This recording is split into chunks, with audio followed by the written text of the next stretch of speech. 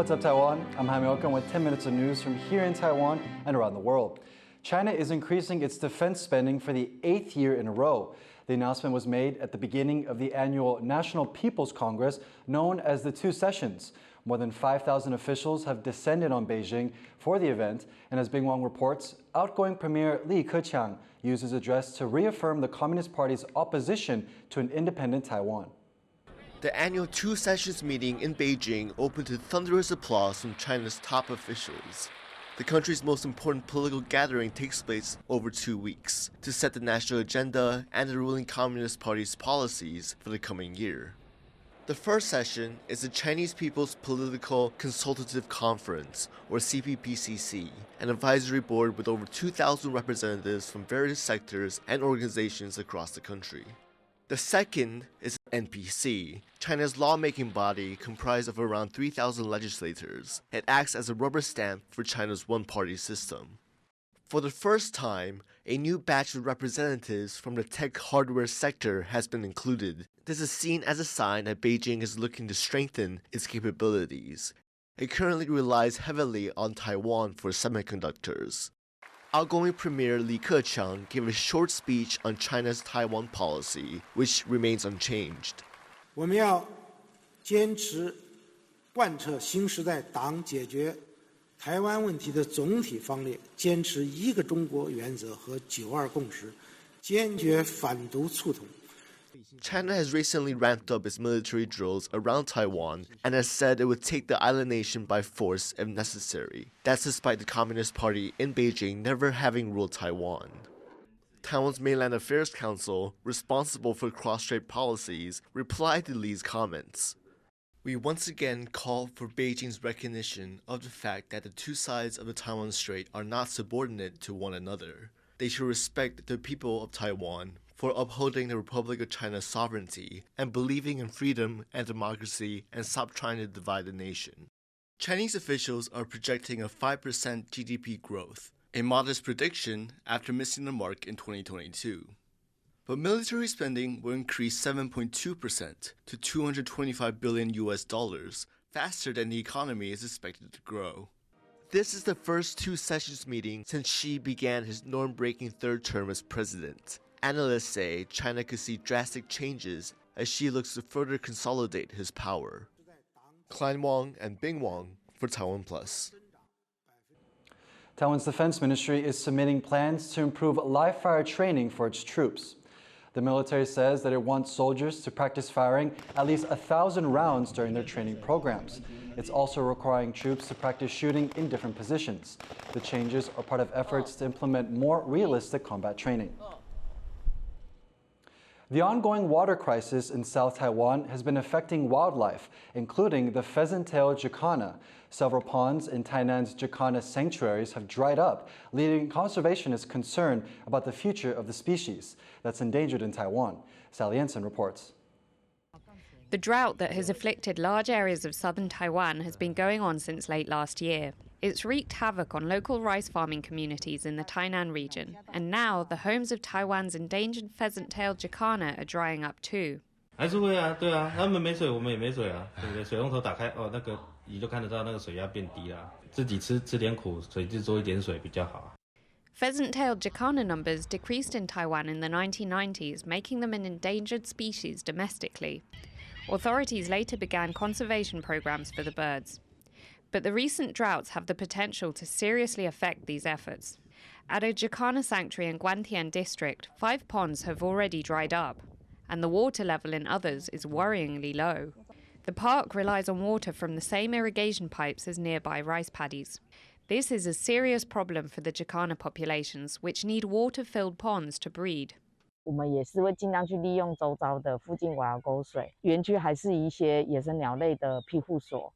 然后让水质还是可以来到园区这边能够栖息。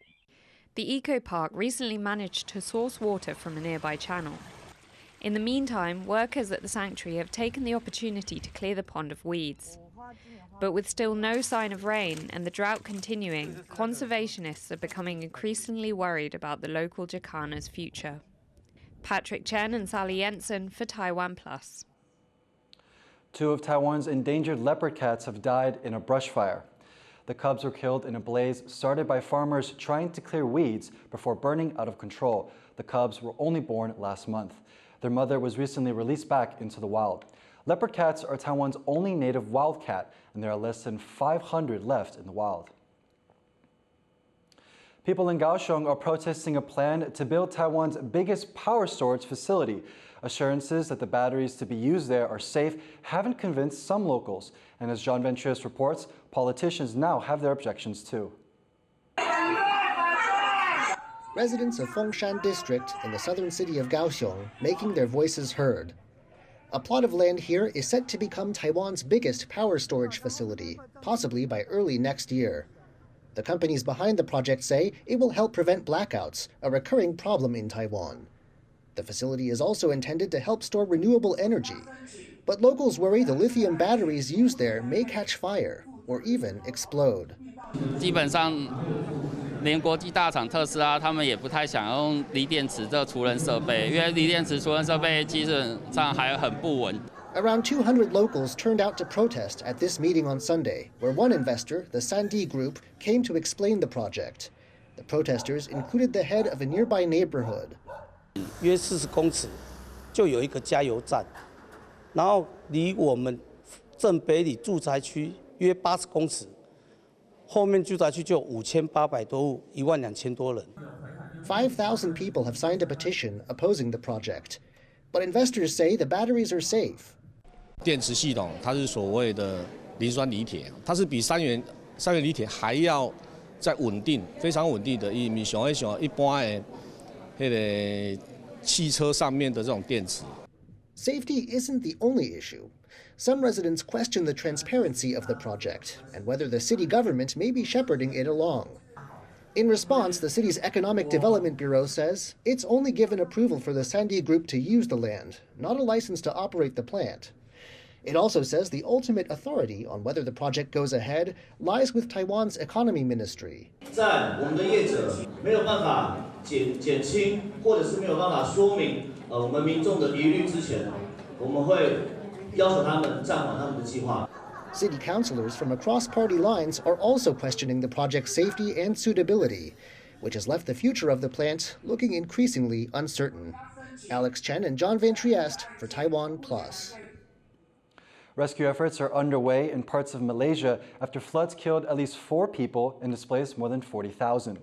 The southern state of Johor is the worst hit area. Floods are common in Malaysia during the annual monsoon season between October and March, but officials are blaming the unusual intensity of this year's flooding on climate change.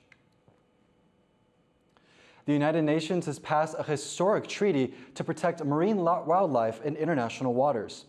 Over 200 countries signed the High Seas Treaty on Saturday, following more than 2 decades of negotiations.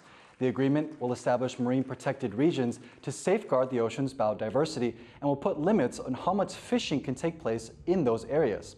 The high seas are waters that are 200 nautical miles beyond a country's territorial waters and make up more than 60% of the world's oceans. Former Major League Baseball star Mariano Rivera has arrived in Taiwan. Rivera is here to throw the opening pitch at the first local match of the World Baseball Classic competition. Part of the international competition will be held in Taichung in central Taiwan, with the others played in Japan and the US. Taiwan will face off against Panama on Wednesday. Rivera played in the MLB for 19 seasons with the New York Yankees and won 5 championships. It's his first visit to Taiwan. It seems like I was here before because I played with Jaime for so many years, and my privilege and pleasure that I say a few of his games. So we always talk about Taiwan and how beautiful it was. So now I realize how beautiful it is. Stay tuned to TaiwanPlus for more coverage of the World Baseball Classic starting on Wednesday. Thank you for watching What's Up Taiwan. Finally today, we'll leave you with the images of golden trumpet flowers blossoming in Taiwan's central city of Taichung. I'm Jaime Ocon. Take care and see you next time.